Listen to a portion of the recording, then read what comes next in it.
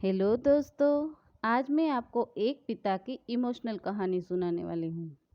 जब मैं घर से गुस्से में बड़बड़ाते हुए निकल आया था और बस स्टैंड की तरफ आगे बढ़ने लगा, मैं मन ही मन बड़बड़ा रहा था। पता नहीं कितने पैसे छुपा के रखे हैं, लेकिन मेरे लिए एक बाइक नहीं ले सकते। अब मैं यहाँ से चला जाऊँगा और तब तक वापस नहीं आऊँगा जब तक मैं खुद के पैसों से बाइक नहीं खरीद लेता। इतना सोच ही रहा था, तभी मेरे पैर में मुझे कुछ चुभने का एहसास हुआ। नीचे देखा तो समझ आया कि जल्दबाजी में पापा के जूते पहन आया हूँ। उन जूतों में कील उभरी हुई थी, जो मेरे पैर में बार बार घाव किए जा रही थी। लेकिन उस समय गुस्सा अधिक था, तो मैं बड़बड़ाते हुए आगे बढ़ गया। एकाएक मुझे याद आया कि मैं पापा का पर्स भी साथ ले आया हूँ। मेरे खुराफाती दिमाग में एक ख्याल आया, क्यों ना आज पापा का पर्स चेक किया जाए, जिसे आज तक उन्होंने किसी को हाथ तक नहीं लगाने दिया था। पता नहीं कौन सा खजाना छिपा है इस पर्स में, जो किसी को हाथ नहीं लगाने देते थे। जब मैंने पापा का वह पुराना पर्स खोलकर देखा, तो उसमें पैसे तो नहीं मिले, लेकिन पैसों की जगह पर एक डायरी रखी हुई थी। तब मैंने सोचा, ओहो, तो यहाँ खजाना छुपा रखा है। मैं समझ रहा था कि यहाँ पापा ने लिखा होगा कि किससे कितने पैसे लेने हैं और किसको कितने पैसे दिए हैं, लेकिन मैं गलत था। जब मैंने उस छोटी सी डायरी का पहला पेज खोलकर देखा, तो वहाँ पर जो लिखा हुआ था वह थोड़ा सीरियस कर देने वाला था। डायरी में जो लिखा था उसे पढ़ने के बाद मेरे चेहरे पर जो एक्सप्रेशन थे वह गायब हो चुके थे, क्योंकि डायरी में वैसा कुछ नहीं था जैसा मैं सोच रहा था। वहाँ पर उन पैसों का हिसाब लिखा हुआ था जो अलग अलग कामों के लिए अलग अलग लोगों से उधार लिए गए थे। उस लिस्ट में कंप्यूटर के नाम पर भी पैसे लिए गए थे। कुछ यूँ लिखा था, 50,000 बेटे के कंप्यूटर के लिए। यह वही कंप्यूटर था जिसे मैं आज तक यूज़ कर रहा हूँ, लेकिन मुझे यह पता नहीं था उस कंप्यूटर को खरीदने के लिए पैसे कहाँ से आए थे। लेकिन आज पता चल रहा था। मुझे आज भी याद है जब मैंने पहली बार कैमरे के लिए जिद की थी, जो मेरे पापा ने मुझे 2 हफ्ते बाद मेरे बर्थडे पर ला कर दिया था, जिसे देखकर मैं बहुत खुश हुआ था। और मुझे खुश देखकर मुझसे कहीं ज़्यादा अगर कोई खुश था तो वह थे मेरे पापा।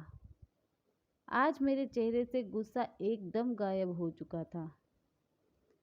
जब मैंने आगे का पन्ना पलटा तो वहाँ पर कुछ विशेष लिखी हुई थी। पहली जो विश थी उसमें जो लिखा हुआ था, अच्छे जूते पहनना। यह बात मेरी कुछ समझ नहीं आई। तभी मेरा पाँव अचानक सड़क पर भरे हुए पानी पर जा पड़ा और तभी मेरे पाँव में कुछ गीलीपन होने का एहसास हुआ। जब मैंने जूता उतार कर देखा तो उसका तला टूटा हुआ था। यह देखकर मुझे डायरी में लिखी बात याद आ गई। तभी मुझे माँ पापा की बातें भी याद आ रही थी कि कैसे माँ जब कहा करती थी पापा से, अब तो जूते पुराने हो गए हैं, नए ले लीजिए, तो पापा अक्सर यह कहकर टाल दिया करते थे, जूते अभी और चलेंगे, अभी कुछ दिन पहले तो लिए थे। मुझे आज समझ आ रहा था कि कितने दिन और चलेंगे। साथ ही साथ यह भी समझ आ रहा था कि पापा पर्स को क्यों छुपा रखते थे। तभी उस डायरी को पढ़ते हुए बस स्टैंड पर पड़ी बेंच पर आकर बैठ गया। अब उस डायरी का आखिरी पन्ना बचा हुआ था। उस पन्ने को जब मैंने पलट कर देखा तो वहाँ कल की डेट लिखी हुई थी। तारीख के नीचे लिखा हुआ था 50,000 रुपये बाइक के लिए।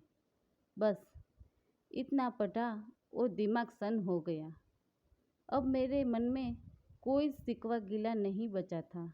बस मेरी आंखों से आंसू चले जा रहे थे। मुझे आज तक नहीं पता तब मैं क्यों रो रहा था।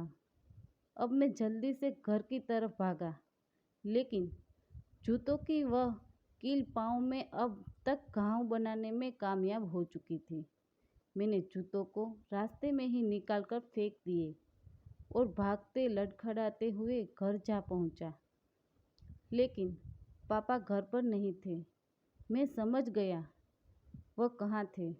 मैं सीधा पास वाली बाइक एजेंसी की तरफ भागा। पता नहीं आज कहाँ से इतनी ताकत आ गई थी कि मैं भागते हुए थक ही नहीं रहा था, और वह भी बिना जूतों के नंगे पैर। जैसे तैसे मैं बाइक एजेंसी पर पहुंचा। पापा वहीं थे। मैंने पापा को दौड़कर गले लगा लिया और मेरी आंखों से आंसू रुकने का नाम ही नहीं ले रहे थे। पापा को समझ नहीं पा रहे थे कि आखिर हो क्या रहा है, मैं क्यों रो रहा हूँ। मैंने पापा से कहा, पापा मुझे मोटरसाइकिल नहीं चाहिए, आप अपने लिए जूते ले लीजिए। अब आज से मैं जो भी करूँगा अपनी मेहनत से अपने बलबूते पर पढ़ लिख कर करूँगा। यह कहानी लिखते हुए आज मेरी भी आंखें नम हुई है।